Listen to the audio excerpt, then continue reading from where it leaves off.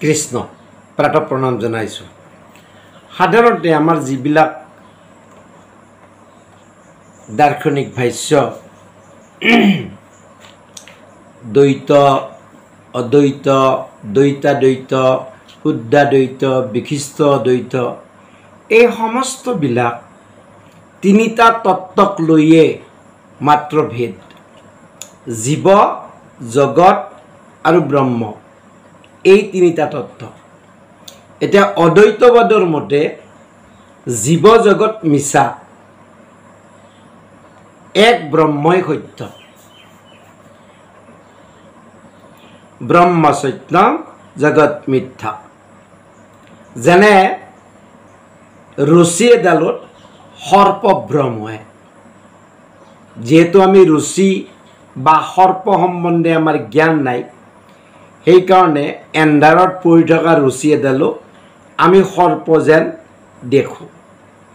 এতিয়া অদ্বৈতবাদীসকলে জীৱ আৰু জগত আচলতে কোনো বস্তু নহয়, ব্ৰহ্মই একমাত্ৰ সত্য বস্তু বুলি জ্ঞান কৰে। আচ্ছা, জীৱ জগত বুলি যি বস্তু জ্ঞান হৈছে সেয়া কি বোলে? সেয়া ভ্ৰম, অলিক ভ্ৰম। কেনে বোলে? স্বপ্নসম। আৰু কেনে বোলে? প্ৰতিবিম্বত প্ৰতীয়মান মিছা প্ৰতিবিম্ব। এতিয়া বিশিষ্ট অদ্বৈতবাদ মতে কিন্তু জীৱ আৰু জগত ব্ৰহ্মৰ শৰীৰ। যেনেকৈ আমাৰ এই শৰীৰটো, ইয়াত এই শৰীৰটো যদি নাথাকে আত্মাই কেনেকৈ লীলা কৰিব, ভগৱানে কেনেকৈ লীলা কৰিব। গতিকে ব্ৰহ্ম পৰম সত্য, আনহাতে জীৱ জগত যদিও নশ্বৰ কিন্তু তাৰ পাৰমাৰ্থিক বিচাৰত তাৰো সত্যতা আছে। এটা ব্যৱহাৰিক সত্যতা আছে, প্ৰাতিভাষিক সত্যতা আছে। এতিয়া জীৱ জগত ব্ৰহ্মৰ মায়াত সংকুচিত হয়, কিন্তু ব্ৰহ্মক মায়াই একো কৰিব নোৱাৰে, কাৰণ ব্ৰহ্ম মায়াধীশ। গতিকে বিশিষ্ট অদ্বৈতবাদ মতে ব্ৰহ্ম, জীৱ আৰু জগত তোৰ পৰিণাম হ'লেও জীৱ জগততকৈ ব্ৰহ্ম স্বতন্ত্ৰ তত্ত্ব। জীৱ আৰু জগততকৈ ব্ৰহ্ম কি? স্বতন্ত্ৰ। আৰু জীৱ আৰু জগত কি বোলে? পৰতন্ত্ৰ। সেইকাৰণে মাধৱদেৱ মহাপুৰুষেও নামঘোষাত কৈছে, তোমাৰ অধীন হুয়া কেনে আমি, হৰি হৰি হৰিয়ে। নিৰ্বিশেষ অদ্বৈতবাদ অথবা জ্ঞানমাৰ্গ ভক্তিৰ অনুকূল নহয়, বৰং ভক্তিৰ অন্তৰায়হে। কিয়? বিশিষ্ট অদ্বৈতবাদ নাইবা দ্বৈতবাদ ভক্তিৰ পৰিপোষক বুলি আচলতে ভক্তিবাদীসকলে ভক্তিৰ পৰিপোষক বুলি বিশিষ্ট অদ্বৈতবাদী বা দ্বৈতবাদীসকলে আদৰ কৰে। সবিশেষ অদ্বৈতবাদ ভক্তিৰ অন্তৰায় নহয়।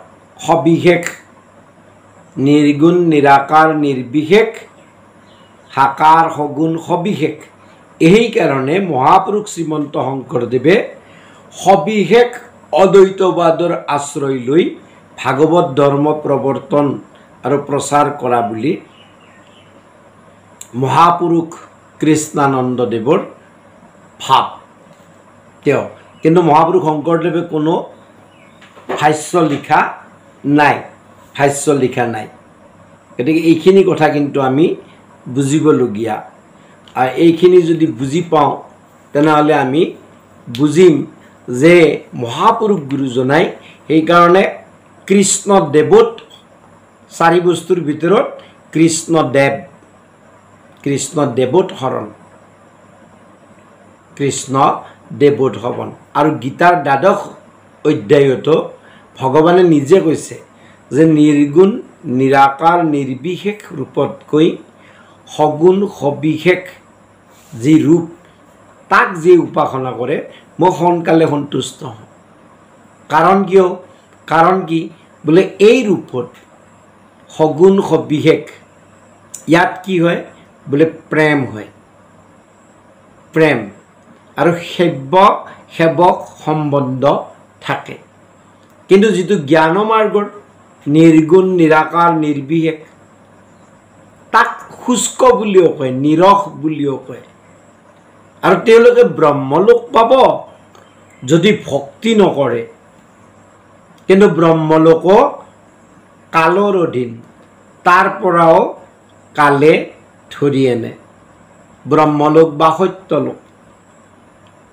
কিন্তু ভকত যিয়ে ভগৱানক জগতৰ আনকি নিজৰ দেহতকৈও নিজৰ প্ৰাণতকৈও ভাল পায়, প্ৰেম কৰে, সেই ভকতৰ পিছে পিছে ভগৱানে কৌমুদুকি ধৰি ফুৰে। আৰু সেই ভকতকহে যিয়ে নিজৰ সমস্ত নিজ ধৰ্ম পৰিহৰি বা স্বধৰ্ম পৰিহৰি ঈশ্বৰ কৃষ্ণত শৰণাগত হৈ ভগৱানৰ মাত্ৰ প্ৰেম ভক্তি কৰে, সেই ভকতক ভগৱানেও এক মুহূৰ্তৰ কাৰণে পাহৰিব নোৱাৰে। সেইকাৰণে ভগৱানে কৈছে ভকতৰ মই ফুৰো পাছে পাছে। কৃষ্ণ।